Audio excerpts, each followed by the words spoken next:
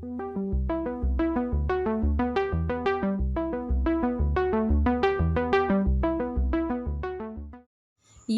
channel එකක් පටන් ගන්න එක නූතනයේ අපේ සෙට් වල එක යාළුවෙක්ට හරි තියෙන බරපතල ප්‍රශ්නයක්.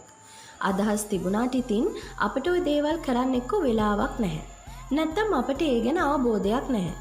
හැබැයි YouTube වල ජනප්‍රිය වෙච්ච අයගේ මුල් කාලේ බැලුවොත් එයාලටත් ඒකට ලොකු වෙලාවක් තිබුණේ නැහැ. ලොකු අවබෝධයකුත් නැහැ. ඒත් එයාලා වැඩේ හිමින් ඉගෙනගෙන ගොඩ දාගත්තා. ඉතින් ඔබටත් අතේ තියෙන ෆෝන් එකෙන් YouTube channel එකක් පටන් ගන්නට අවශ්‍ය දැනුම ටිකක් ලබා දෙන්න අපි හිතුවා. YouTube channel එකක් පටන් අරගෙන මුල් සතියෙන්ම හිට් වෙලා සුවහසක් රසික ජනතාව ලක්ෂ ගණනින් ලයික් කරනවා නම් ඒ මොනවා හරි සිද්ධියක් නිසා කලින් ප්‍රසිද්ධ වෙච්ච කෙනෙක්ම වෙන්න ඕන. එහෙම නැති බොහෝ දෙනා කාලයක් තිස්සේ අමාරුවෙන් තමයි තමුන්ගේ රසික පිරිසක් ගොඩනගා ගන්නේ. ඉතින් YouTube වීඩියෝ එකක් හදන තාක්ෂණික කරුණු අද වෙද්දී YouTube එකේම සෑහෙන්න තියෙනවා. ඒවත් එකතු කරගෙන YouTube වීඩියෝ සෙට් එකක් ෆෝන් එකෙන් හදාගන්න ඔයාලටත් අදහසක් තියෙනවා නම් ඒක හරියන්න කියලා මුලින්ම SL Venus අපි ප්‍රාර්ථනා කරනවා. පසුබිම ගැන සැලකිලිමත් වීම. ෆෝන් එකකින් කැමරා කරද්දී එළියෙන් එන නොයිස් එක සහ ආලෝක තත්ත්වය වීඩියෝ ක්වොලිටි එක කෙරෙහි ඍජුවම බලපානවා. යම් පැහැදිලි කිරීමක් YouTube එකෙන් කරන වෙලාවක අවට සත්‍යයක් තිබ්බොත් වීඩියෝ එකේ තියෙන ක්වොලිටි එක නැති වෙනවා. ඒ වගේම යම් අඳුරු පසුබිමක තියෙන දෙයක් වීඩියෝ කරද්දිත් ෆෝන් එකේ කැමරාව පොඩි නිසා එහි වීඩියෝවේ තත්ත්වය බාල වෙනවා. ඒ නිසා පසුබිම ගැන ටිකක් උනන්දු වෙලා ඒ පසුබිමට අදාළව අවශ්‍ය ආලෝක තත්ත්වයන් නිර්මාණය කරගන්නට ඕන. අවට බාධාකාරී ශබ්ද වලින් අනවශ්‍ය බලපෑමක් එනවා නම් ඒ වගේ වෙලාවට පසුබිමේ සද්ද නැති අවස්ථාවක් වීඩියෝ කරන්න යොදා ගැනීමත් වැදගත්. ෆෝන් එක මවුන්ට් කිරීම. යන්නේන ගමන් අපිට යමක් විස්තර කරන්නට අවශ්‍ය නම් ඒ අවස්ථාවට මොනොපෝඩ් එකක් පාවිච්චි කරන්න පුළුවන්. ඒත් ෆෝන් එකේ කැමරාවෙන් වීඩියෝ කරද්දී සෙලවීම් ආදිය කැමරාවට හසු වෙනවා වැඩි. වීඩියෝ භාෂාවෙන් කියනවා නම් ෂේකින් වැඩි. ඒවා ඉවත් කරන්න වෙනම මෘදුකාංග ආදිය යොදා ගන්න පුළුවන්.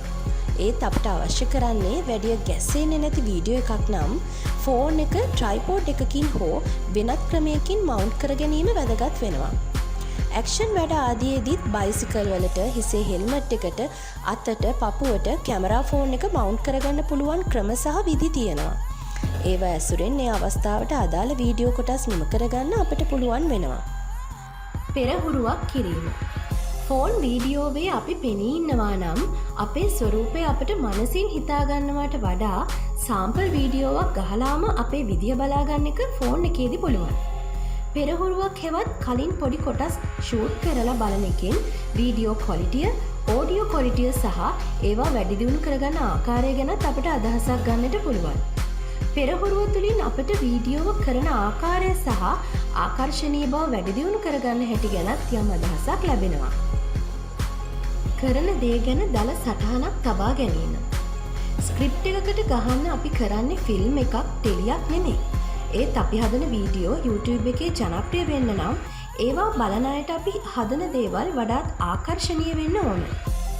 YouTube එකම කියන විදිහට අපි ෂූට් කරන්න කලින් යම් දල සටහනක් ඒ තැනදී ඒ ෂූට් එකේදී කරන දේවල් ගැන යම් සැකිල්ලක්, කටු සටහනක් තියෙන එක වටිනවා.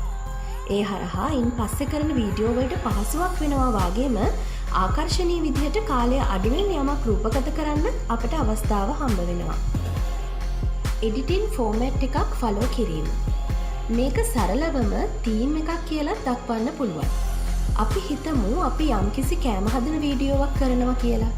ඒකෙදී එක වීඩියෝ එකෙන් වීඩියෝ එක වෙනස් කැමරා ශිල්ප සහ එඩිටින් වැඩ පාවිච්චි කරන්නට ගියොත් එතනදී අපට ඒ වෙනුවෙන් විශාල කාලයක් කැප කරන්නට වෙනවා. ඒ හරහා වැඩේ ඉක්මනින්ම බෝරින් වෙන්නත් පුළුවන්.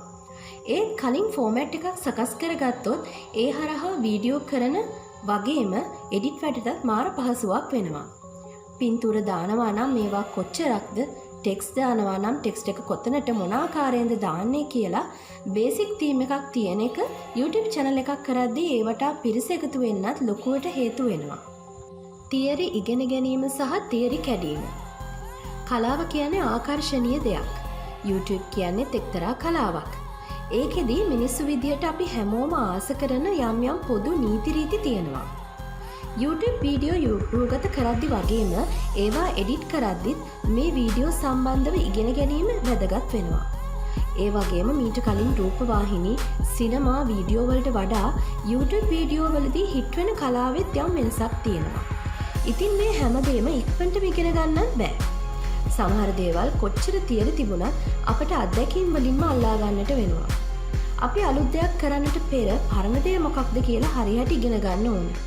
අන්තර්ජාලය, පොත්පත් සහ තවත් වීඩියෝ ඔස්සේ අපිට මේ වීඩියෝ සහ YouTube වීඩියෝ ගැන වැඩිදුර අධ්‍යයනය කරන්න පුළුවන්. එහෙම අධ්‍යයනය කරලා ඒවයිනුත් යම් දේවල් අපිට අපේ වීඩියෝ වලට එකතු කරගන්නත් පුළුවන්. උපාංග පාවිච්චිය සහ හැසිරවීම. ෆෝන් එකක කොහොමත් ඔඩියෝ ක්වොලිටි එක අඩුයි. ඒ නිසා කුඩා මයික් එකක් වීඩියෝ වලට පාවිච්චි කරන්නට පුළුවන් නම් හොඳයි.